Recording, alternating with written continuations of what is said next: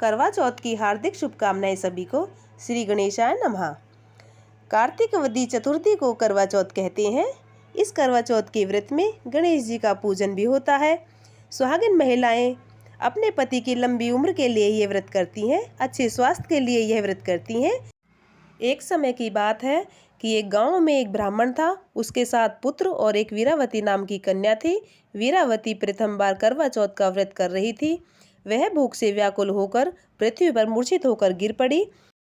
तभी सारे भाई यह देखकर रोने लगे और जल से मुंह धुलाकर वट के वृक्ष पर चढ़कर चन्नी में दीपक दिखाकर बहन से बोले कि चंद्रमा निकल आया है और तुम अर्घ्य दे दो।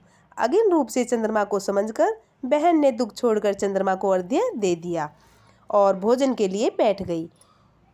पहले कौर में छींक आ गई, दूसरे कौर में बाल निकल आया और तीसरे कौर में ससुराल से बुलावा आ गया कि ससुराल में तुम्हारा पति बहुत गंभीर बीमार है।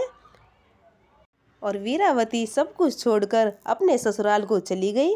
ससुराल में उसने देखा कि उसका पति मरा पड़ा है। संयोग से वह बड़ी इंद्राणी आई और उन्हें देखकर विलाप करते हुए बोली वीरावती कि हे माँ, यह किस अपराध का मुझे फल मिला है।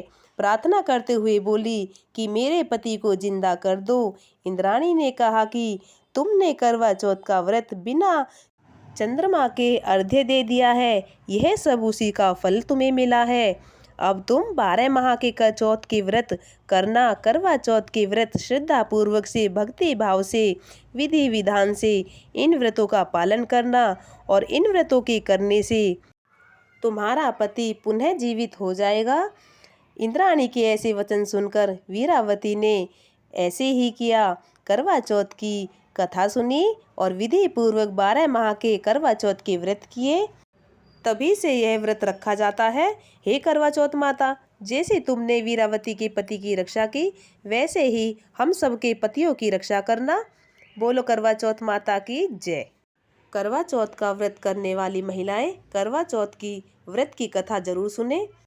करवा चौथ की व्रत की कथा सुनने से ही व्रत का पूरा फल प्राप्त होता है। उम्मीद है वीडियो आपको पसंद आई होगी। वीडियो को लाइक करें, सब्सक्राइब करें।